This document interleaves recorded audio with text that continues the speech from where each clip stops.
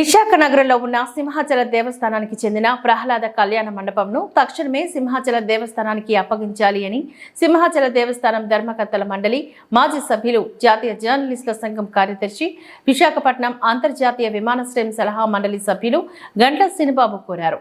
సోమవారం కలెక్టర్ కార్యాలయంలో నిర్వహించిన ప్రజా పరిష్కార వేదిక కార్యక్రమంలో కలెక్టర్కు ఈ అంశంపై గంట్ల శ్రీనిబాబు వినతి పత్రాన్ని అందించారు.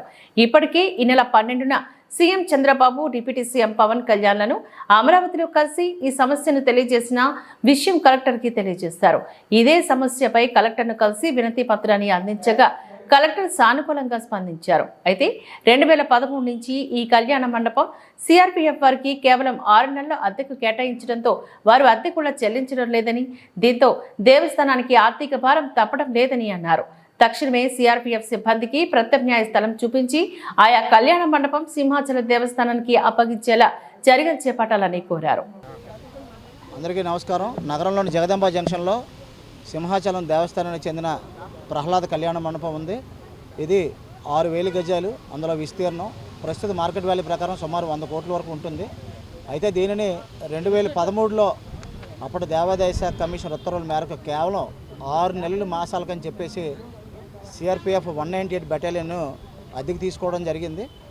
అయితే ప్రతిరోజు కూడా 20,000 చెల్లిస్తామని అప్పుడు ఒప్పందం కుదుర్చుకోవడం జరిగింది. మరి 2013 ఏప్రిల్ నుంచి నేటి వరకు కూడా వాళ్ళు ₹1 అద్దె చెల్లించలేదు. అలాగే ఆ భవనం కూడా ఖాళీ చేయించడం లేదు. మరి ఇదే విషయాన్ని ఈ నెల 12న గౌరవ ముఖ్యమంత్రి చంద్రబాబు నాయుడు గారికి, ఉప ముఖ్యమంత్రి పవన్ కళ్యాణ్ గారు కూడా నేను స్వయంగా కలిసి వినతి పత్రాలు సమర్పించాను. మరి అదేవిధంగా ఈరోజు జిల్లా కలెక్టర్ గారికి కూడా, హరేంద్ర ప్రసాద్ గారికి కూడా ఆ కళ్యాణ మండపం వివరాలు తెలియజేసి దేవుడు మాట్లాడలేడని, దేవుడు కళ్యాణ మండపం ఇన్నేళ్ళు బట్టి తీసుకొని తిరిగి వాళ్ళకి అప్పచెప్పకపోవడం అన్యాయం అని చెప్పేసి నేను కలెక్టర్ గారికి వివరించడం జరిగింది. 2013 నుంచి నేటి వరకు కూడా ₹1 అద్దె చెల్లించలేదు. పైగా వాళ్ళకి ఆల్టర్నేటివ్ ల్యాండ్ ఇచ్చినా సరే వాళ్ళు ఖాళీ చేయడం లేదు. మరి దేవస్థానానికి సిటీలో ఉన్న ఏకైక ఆస్తి ప్రహ్లాద కళ్యాణ మండపం మాత్రమే. కాబట్టి దీనిని ఇప్పటికైనా సరే తక్షణమే ఈ కళ్యాణ మండపాన్ని తిరిగి దేవస్థానానికి అప్పగించినట్లయితే ప్రజలకు తక్కువ ధరకు వివాహ శుభకార్యాలకు కానీ ఇతర ఫంక్షన్లకు కానీ సెంటిమెంట్గా వాళ్ళకి శుభం జరుగుతుంది, దేవుడి కళ్యాణ మండపంలో ఫీలు కలుగుతుంది, దేవస్థానానికి కూడా ఆదాయం వస్తుంది. కరోనాలో సైతం జీతభత్యాలకు ఉద్యోగులు ఇబ్బందులు పడ్డారు. కాబట్టి అటువంటి పరిస్థితి నుంచి గట్టెక్కాలంటే, దేవస్థానానికి ఆదాయ వనరులు మెరుగుపడాలంటే మరి ఈ విషయాన్ని నేను గతంలో సింహాచలం దేవస్థానం ట్రస్టీగా ఉన్న 2 పర్యాయాల నుంచి కూడా ఇది ఖాళీ చేయాలని మేము కోరుతూనే వస్తున్నాం.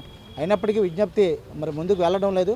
లేటెస్ట్గా మరి ముఖ్యమంత్రి గారు, ఉప ముఖ్యమంత్రి గారికి స్వయంగా కలిసి ఎక్స్ప్లెయిన్ చేశాం. కాబట్టి అదే విషయాన్ని జిల్లా కలెక్టర్ గారికి కూడా తెలియజేస్తే తప్పనిసరిగా దీనికి సంబంధించి వాళ్ళకి వేరే దిక్కుల మొడసల్లో వేరే దిక్కుల వాళ్ళకి ప్రత్యామ్నాయ స్థలం ఇచ్చాం. కాబట్టి ఖచ్చితంగా ఈ సమస్యను వీళ్ళని త్వరగా నేను పరిష్కరించేందుకు కృషి చేస్తానని చెప్పేసి చెప్పడం జరిగింది. అలాగే జిల్లాలో జర్నలిస్టులకు సంబంధించి మరి పక్క జిల్లాలో అందరికీ కూడా పిల్లలకి ఫీజు రాయితీ ఇస్తున్నారు, మన జిల్లాలో మాత్రం డిలే అవుతుందండి. దీనికోసం చాలా నెలల బట్టి మేము అడుగుతున్నామంటే కలెక్టర్ గారు గతంలో కంటెంప్ట్ ఆఫ్ ది అదే కోర్టు కేసు ఒకటి ఉందండి, దానివల్ల కంటెంప్ట్ అవుదని ఇవ్వలేదు.